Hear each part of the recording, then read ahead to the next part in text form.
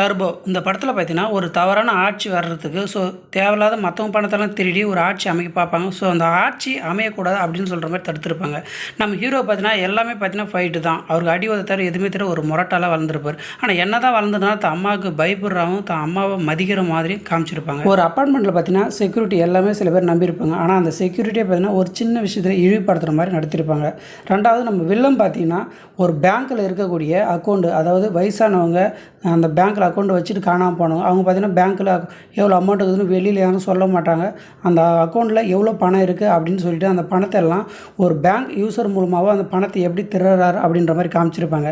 இந்த பணம் பார்த்தீங்கன்னா எப்படி தடுக்கலாம் அப்படின்ற மாதிரி காமிச்சிருக்க மாட்டாங்க. லாஸ்ட்டாக பணம் திருடி முடிச்சதுக்கப்புறம் அது யார் கைக்கு போவதையாக தடுத்துருப்பாங்க.